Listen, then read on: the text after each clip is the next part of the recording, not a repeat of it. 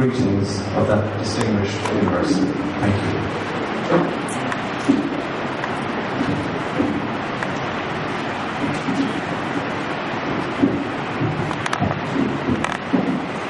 Honorable Chairperson of this August gathering, Archbishop Seeri Archdiocese Stanley, His Grace Mar Joseph Devendrovan,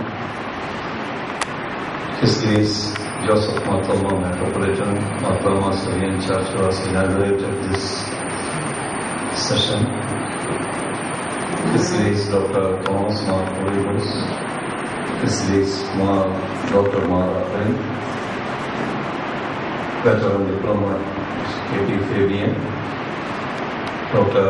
Harold Solomon, Dr. Sebastian Brock, other metropolitans and participants who have come here, our bishops, respected director of this institute, Father Jacob, Honorable Justice Alexander Thomas, other dignitaries on and off the dais.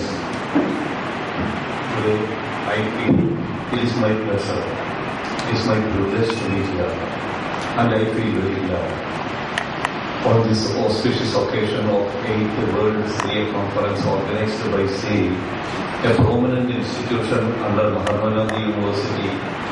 It is contributing much towards the production of knowledge and dissemination all over the world from this place. First of all, I would like to congratulate the director, Father Jacob, all the faculty members who have come over here, the researchers who are working here, and the students, and also the administrative staff, for the phenomenal changes that have taken place, or rather the phenomenal changes they were able to bring in this institute since its inception in 1985 and its affiliation to Mahatma Gandhi University in 1995. In the place of modest facilities at the time of affiliation some 20 years ago, today one can see an institute truly at par with international standards. Especially the conference that is being conducted here is inclusive of persons from all over the world. I see people from all over India and all parts of the globe together at this institution, especially at this conference, making it a very unique function. I see here a medley of languages, a medley of people speaking different languages, people from different races and cultures. I see here a microcosm of India, a nation that has always celebrated its diversity, and a nation that always welcomed, accommodated and sheltered various people, various races, various customs, various cultures and various languages, embracing them all, encompassing them all, wholeheartedly, and imbibed them all to the Indian spirit and all to the Indian life. India, in spite of its caste, creed, religion, political ideologies, etc., etc., how always upheld a slogan, a mantra, that is Aditi Devo Bhava. We have this ancient and awakened land of ours, always have upheld this theory, this mantra or this dictum all the time. Each and every guest is celebrated here or treated here as a Deva or a Guru, as a Lord. This is applicable for languages as well. This is applicable for religions. This is applicable for cultures also. Here, Syriac, a language which is a dialect of another language, as far as I understand, by Lord Jesus Christ, which is the language of Deva itself. In Sanskrit or about Sanskrit, we used to say that it is a Deva Bhasha, it is a Deva language, it is a language of Lord. Here also, I understand that this is a Deva Bhasha of the entire cosmos. This is a Deva Bhasha of the entire world itself, used by Lord Jesus. And this language is assimilated by India. And this language is taken over by Seeri as a mission throughout these 20 or 30 years. I appreciate their efforts. Our university also is fortunate to a great extent because we are also having, our university, the rank and file of our university is having a role to enrich a language. A dialect of the language spoken by the Lord of this universe, that is Jesus Christ. We are thankful to the Almighty for this rare blessing showered on our university and the state of Kerala, and assure that we will render all sorts of support for all the great endeavors of this institute in future as we are doing it now. I feel very much essential to go through some of the rare moments of association between Mahatma Gandhi University and Seeri. It is the only educational institute in India that promotes studies in Syriac to the postgraduate level and at the doctoral level, and is continuing as the nerve center of Syriac studies in India. Or rather, I may say that this is continuing as a nerve center of Syriac studies in the entire world as well, because it is pursuing such studies very seriously and very constantly. But I am constrained to be afraid of another thing also.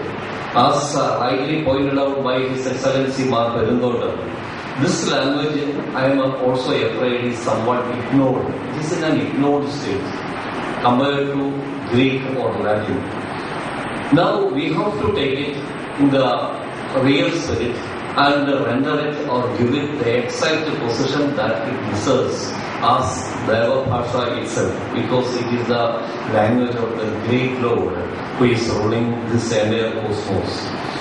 This is always have to be, this language is to be the integral part of the religious and cultural heritage, especially of Christianity in Kerala and in India. Almost see with open eyes and with open heart that Arabic, a language that came to India and a language that came to Kerala after many years, so after Syriac has given prominence, and that language is used in many scholarly discourses and in many scholarly areas and for many studies in India, but unfortunately not Syriac.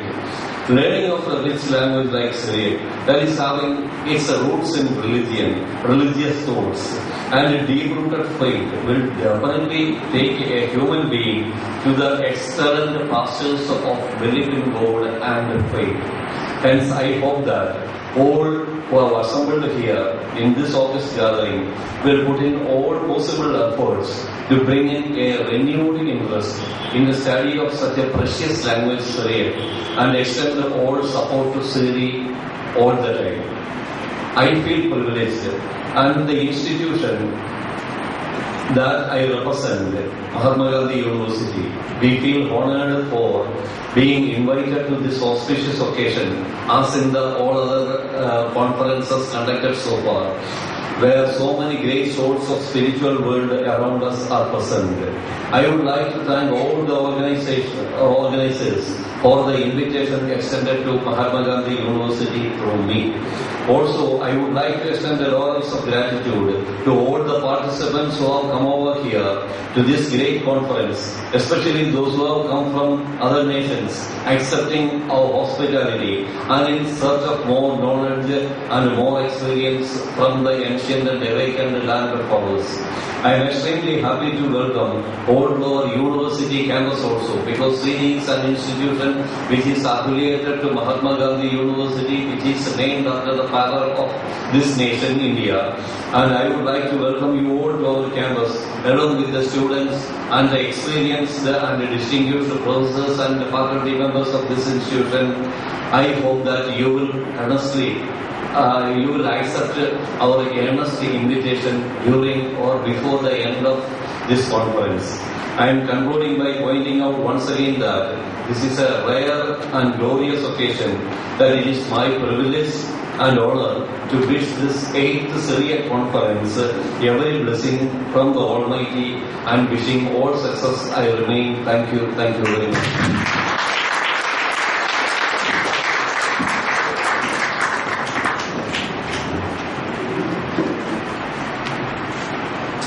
Professor Kottayam, thank you. you for your warm words of welcome and for your words of invitation to Mahatma Gandhi University. His Excellency Joseph Mar Barnabas, unfortunately, is not able to be with us today, so there will be only one felicitation address, and that is given by Mr. K.P. Fabian, former Indian ambassador to Italy.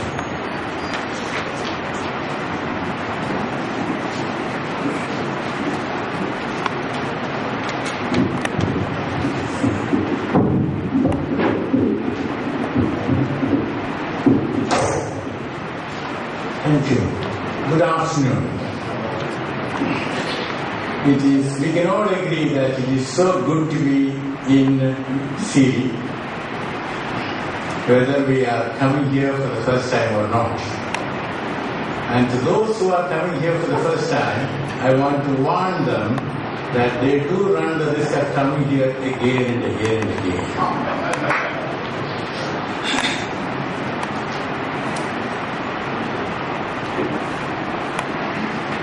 President of Seeri, His Grace Thomas Mark-Kurilos,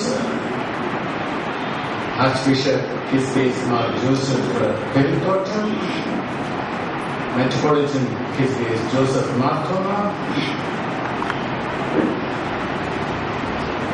Metropolitan His Grace Dr. Mark Akrem, Professor M.R.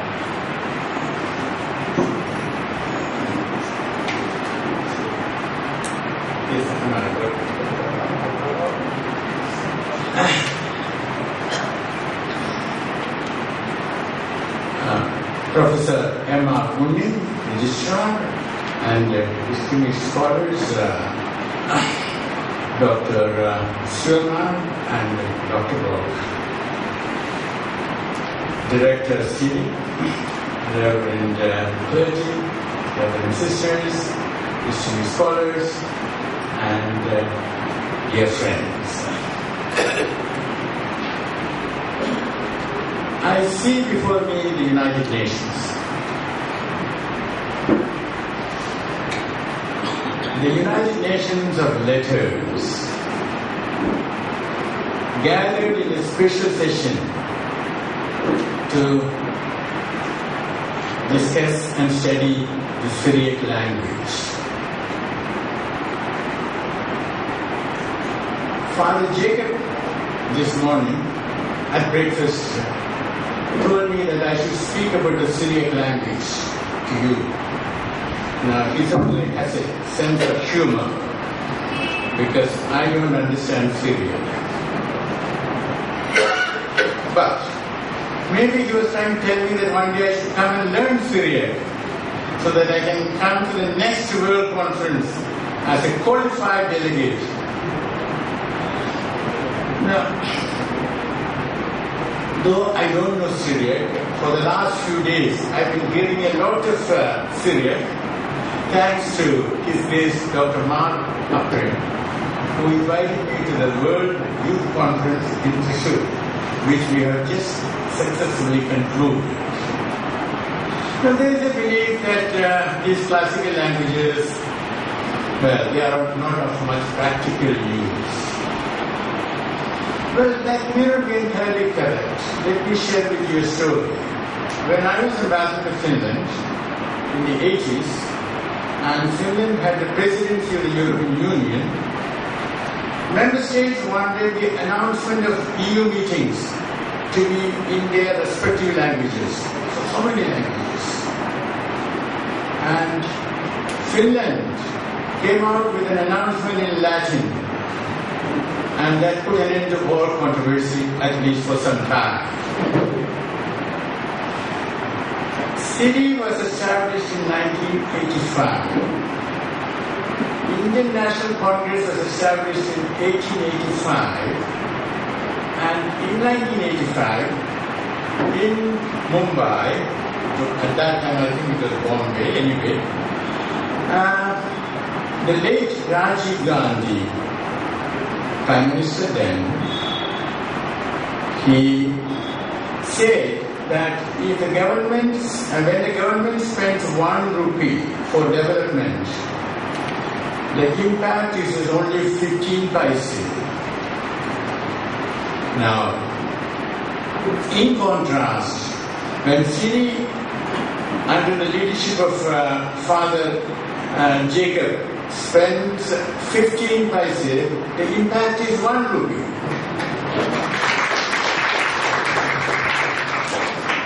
The government and the rest of society have taken leave from your book, Father Jacob.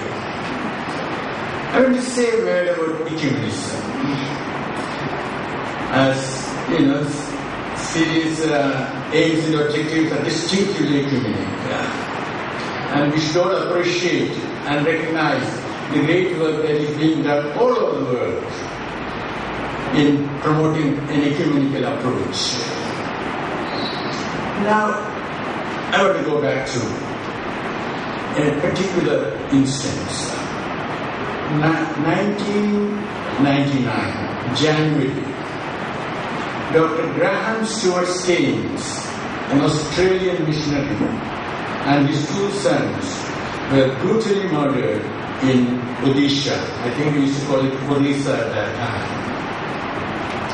I was in Rome, and I made a few phone calls to some of my friends, mainly those who were sort of in charge of schools and colleges, and I suggested to them that there should be a meeting after the school hours to express our outrage and to urge the authorities to take appropriate action. Well, my idea was that if the children come back from school half an hour late, then the parents will ask what happened. So the parents also will be sensitized. Well, I don't know whether it happened. Now, as already mentioned, our conference is taking place against a rather somber international setting, keeping in mind what is happening in Syria, Iraq, and elsewhere. If human beings can be killed, rendered homeless, or persecuted just because they follow a particular religion, where are we? What has gone wrong with the world? Now, it's correct and easy to condemn terrorism and extremism.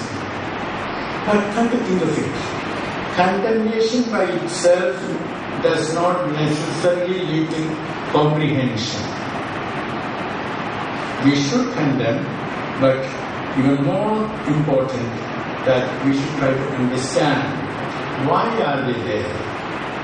They didn't come from the Mars. So, what are the conditions that gave birth to such movements? It is for scholars to sort of think about it so that we understand better, and only when we understand better what is, then only we can change it. And to understand what is, we have to understand what was, the past. And to understand the past, well, in a certain context, we need to know the Syriac language. So, it's all very, very relevant.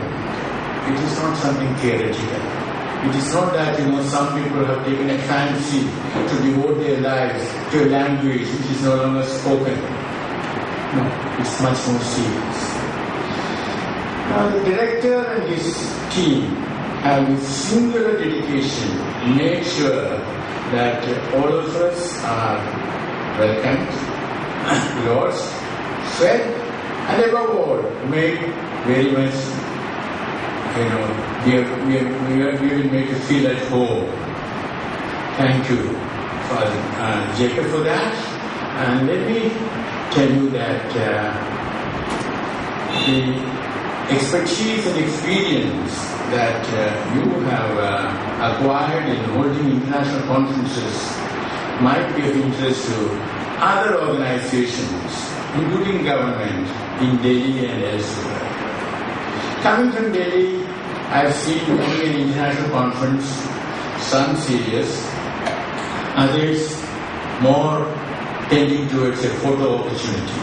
But our conference is very serious and it is light years away from a photo opportunity. Thank you so much and all the very best.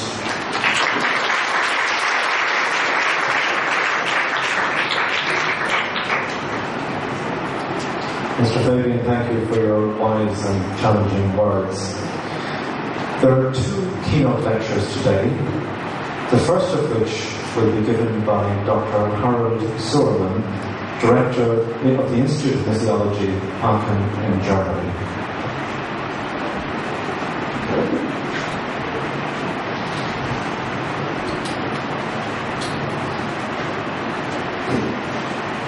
Your Graces and Excellencies, dear fathers and sisters, dear colleagues, and dear Father Jacob. It is a great honor for me to speak at the opening of the 8th International Syriac Conference. 8 means that it is already a tradition. In 1976, 38 years back, Seeri was planned as an ecumenical institute for the 7 Syriac churches in India. In 1985, Father Jacob Tekeperampel came back to Kottayam after profound studies of Syriac language and literature in different European countries in order to establish Seeri, St. Ephraim Ecumenical Research Institute. It is not only a research institute, but it delivers also numerous courses and seminars and offers a doctoral program in Syriac studies in collaboration with the Mahatma Gandhi University. Numerous publications as well as the journal Bihar are the product of this institute. In 1987 it started a series of international Syriac conferences which were organized every 4 years since 1990. The first conference in 1987 I could not attend because I did not know about it. But by chance I passed by Seeri 2 weeks later and I met Father Jacob. I already had heard about Seeri and I took this chance to pass by during my holidays. Looking back to this first conference, it already had been a truly international conference with prominent scholars, though still a quite small one. Some of those who attended the first conference attended all the others and are even present today. The opening speech for the first conference was held by Sebastian Brock. Could Jacob find a more qualified scholar to speak about the relevance of Syriac studies, though he stated in all his modesty that the honor should have gone to many others before him. Today, I was asked to give a contribution at the opening of the conference, and I'm even followed by Sebastian Brock. And I can only repeat it. It is a great honor for me to do it, but an honor which should have been given to many others who are much more competent in Syriac studies and in the history of Christianity in India. Both are connected here in this region of the world. Many Indian Christians see the Apostle Thomas as the founder of the Christian community in India. And indeed, the tradition says that St. Thomas, the Apostle, came to India and brought the Christian faith to this part of the world. He is said to be the founder of the church in India. The oldest hint to this tradition is found in the Didache, which was written about the year 100. There it is said that he founded the church in India and the surroundings area. Some 100 years later, the Acts of St. Thomas were written, confirming the information of Didache. But they added more fantastic news and were influenced by Gnosticism. Origenes, 185 to 254, reports that Thomas brought the good news to the region of what is today Iraq and Iran. According to him, he also came to South India in the 70s of the 1st century. It is reported that he was killed in Mylapore, near today Chennai. If we are looking at documents of more recent time, we find more witnesses to the mission of St. Thomas in India. Jerome, 347 to 420, reports on this mission, as well as Gedenius of Brescia and Paulinus of Nola, 354 to 431. From Gregory of Tours, 6th century, we know that St. Thomas was long time buried in India, but then his relics were brought to Edessa. It is confirmed by his contemporary Isidore of Syria, 6th, 7th century. In addition, he gives more details to his martyrdom. Independently from this tradition, there is the oral tradition of South India. It informs us about the missionary activities of St. Thomas and the founding of the first 7 communities on the coast of Malabar. It knows also the martyrdom in Mylapore and the transfer of the relics to Edessa. However, according to this tradition, some mortal remains have been left there and they are said to be found by later excavations. Completely different story of the first mission to India is the tradition of Saint Bartholomew.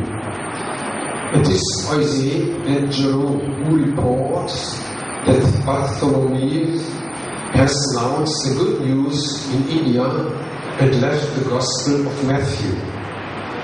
This Gospel has been seen by Pantheos of Alexandria, the teacher of Clement, at the end of the 2nd century, when he visited the Christians in India on the demand of Alexandrian Bishop Demetrius. According to his witness, the Gospel was written in Hebrew or Hebrew letters.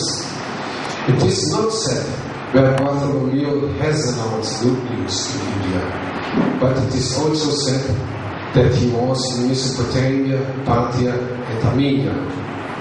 The Acts of Andrew mention that he accompanied him to the Black Sea, and the Acts of Philip mention that he accompanied him to Hierapolis. According to the scholar Harnack, the mission of Bartholomew was linked to South Arabia,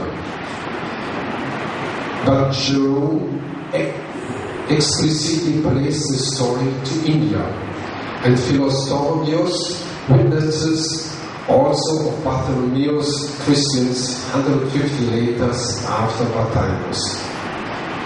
Clemens of Alexandria reflects news which comes on the land road through different language areas, others on the monsoon road, that is the sea road. Different apocryphal texts are attributed to Bartholomeus according to Jerome and to the Decretum Gelasianum. So we have more or less 3 stories of the mission to India. The one which locates the missionary activities to St. Thomas to the north of India. the one which locates his activities to the souls, maybe they can be combined, and the one which ascribes